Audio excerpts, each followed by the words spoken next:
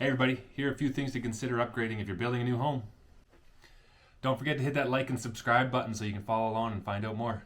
We'll go through this kind of section by section of the house. So first thing to upgrade on the exterior of the house. Number one, adding some extra lights onto your deck.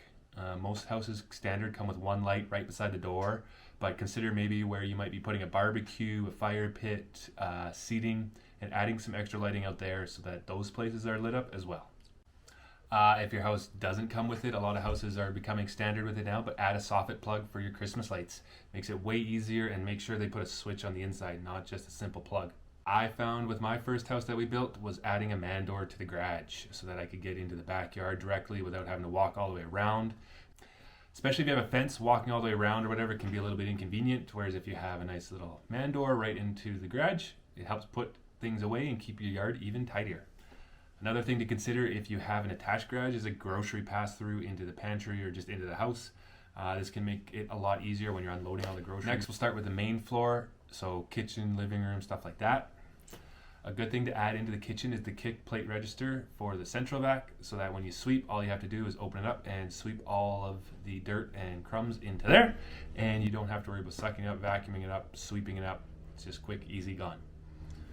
Another good place to put those two, if you have cabinets, is in the bathrooms. So you can go sweep the bathrooms quick and suck it all down into the vacuum.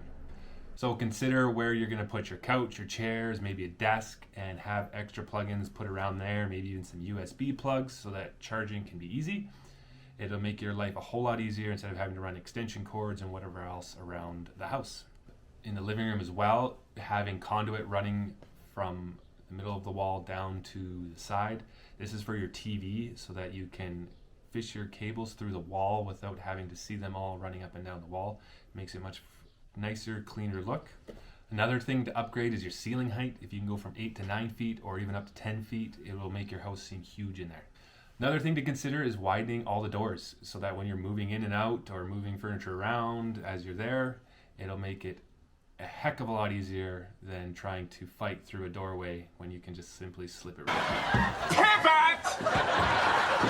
Pivot! Shut up! Shut up! Shut up! Another thing in the kitchen would be having your cabinets go right to the roof. Have that filled in. It looks a lot better, a lot cleaner.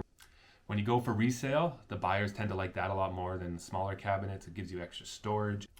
And then also with the cabinets, upgrade to soft close drawers and doors.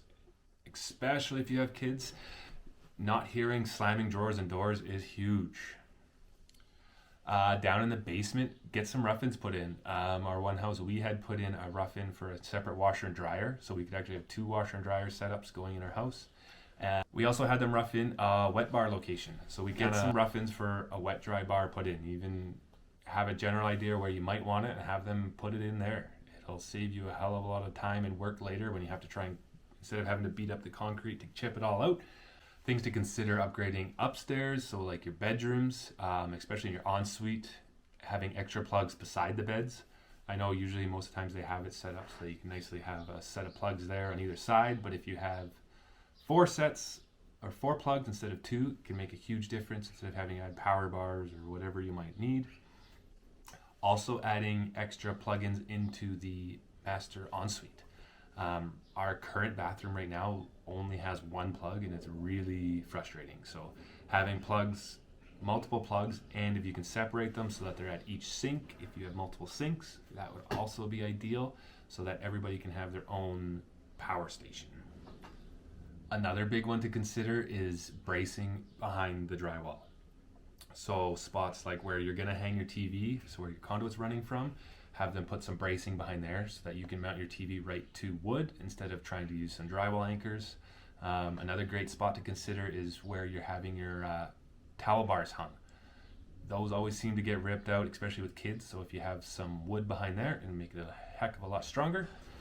Also have them add extra bracing where your lighting is. That way if you want to switch to a ceiling fan, you already have the bracing there and ready to go, and it makes it a heck of a lot quicker and easier of a job.